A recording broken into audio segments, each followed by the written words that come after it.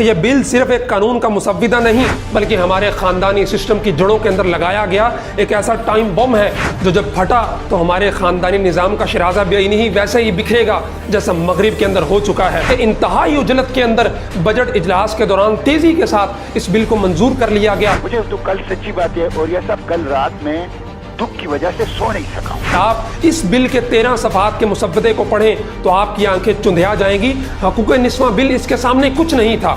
اگر وہ اپنی بیٹی کو منع کرتا ہے کہ غیر مردوں کے ساتھ نہ اٹھو بیٹھو، بیٹے کو منع کرتا ہے کہ فلاں لڑکا اچھا نہیں ہے، نشے کا عادی ہے، اس کے ساتھ نہ بیٹھو، تو بیٹی اور بیٹا دونوں اپنے باپ کو عدالت میں گھسیٹ سکتے ہیں اور عدالت اس باپ کو حکم کرے گی کہ تم اپنے ہی بنائے گئے گھر میں نہیں جا سکتے بلکہ تمہیں شیلٹر ہوم میں رہنا پڑے گا، اور اس باپ کے ہاتھ کے اندر GPS ٹریکنگ وہ کڑا ڈالا جائے گا کہ وہ باپ اپنے ہی بچوں کے نزدیک نہ جا سکے۔ اس بل کے خلاف جہاں ہو سکے جیسے ہو سکے آواز اٹھانے کی کوشش کیجیے، ورنہ پھر ہمارا معاشرہ اور مغرب کے معاشرے میں زیادہ فرق نہیں رہے گا۔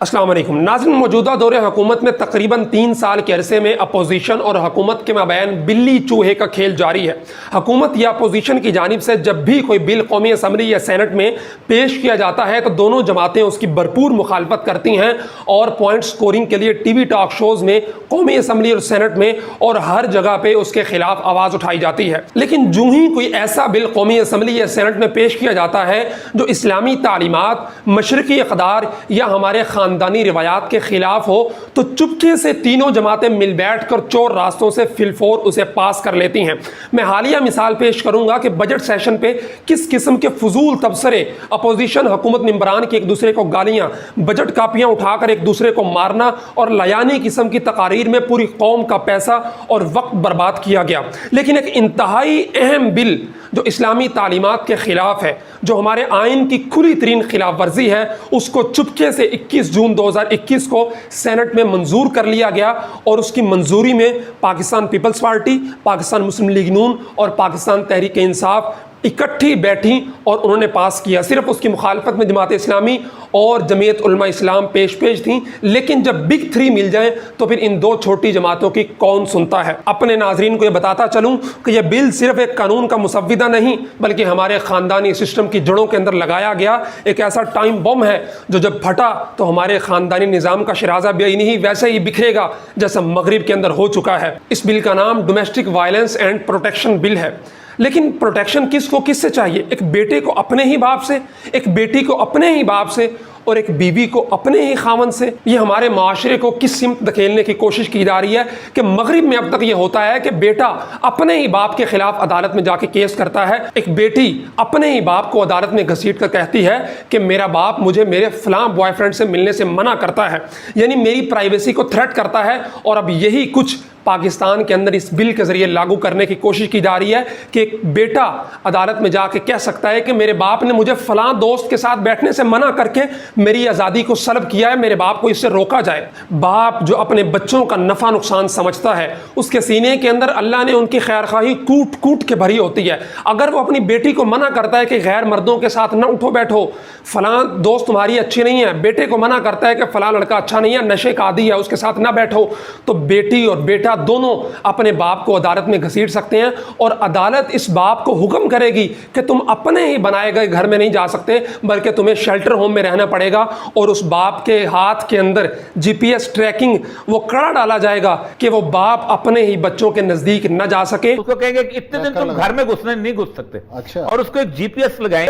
کہ اگر یہ گھر میں گھسے گا پولیس والے پکڑ کے لے جائیں۔ اور بیوی کا بھی اسی طرح ہے کہ اگر خامند نے بیوی کے سامنے اس خواہش کا بھی اظہار کر دیا کہ میں دوسری شادی کر رہا ہوں، یا مذاق میں بیوی کو کوئی ایسی بات کر دی جو بیوی کو ناگوار گزری، تو بیوی عدالت کے اندر کیس کر کے اپنے ہی خامند کو اسی کے گھر سے نکلوا سکتی ہے۔ حتیٰ کہ اگر بیوی نے عدالت کے اندر جا کر کہہ دیا کہ میرے خامند نے مجھ پر طنز کیا ہے یا مجھ پر تنقید کی ہے، یا میں جو پہننا چاہتی ہوں مجھے اس کی اجازت نہیں دیتا، تو پھر بھی عدالت اس کے خامند کو اس کے گھر سے بے گھر کر سکتی ہے۔ ناظرین، کرنے کو بہت ساری باتیں ہیں، لیکن یہاں پہ یہ بات ضروری سمجھتا ہوں کہ پرویز مشرف نے جب حقوق نسواں بل پیش کیا تھا تو بہت لے دے ہوئی تھی، لیکن اگر آپ اس بل کے 13 صفحات کے مسودے کو پڑھیں تو آپ کی آنکھیں چندھیا جائیں گی۔ حقوق نسواں بل اس کے سامنے کچھ نہیں تھا، لیکن اس پہ کسی قسم کی اپوزیشن کی جانب سے کوئی مزاحمت دیکھنے کو نہیں ملی، حتیٰ کہ پاکستان کا جو آئین کہتا ہے کہ پاکستان میں کوئی بھی قانون قرآن و سنت کے خلاف نہیں بنے گا، لیکن اس قانون کے اندر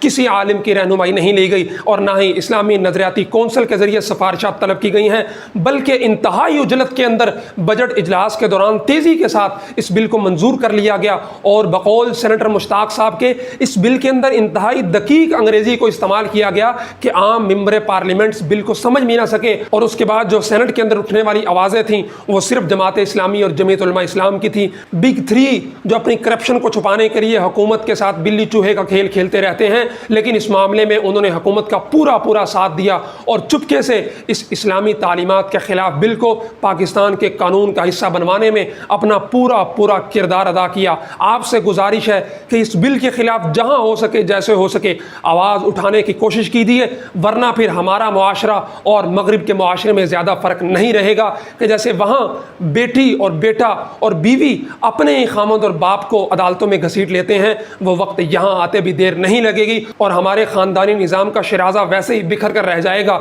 جیسا مغرب کے اندر بکھر چکا ہے۔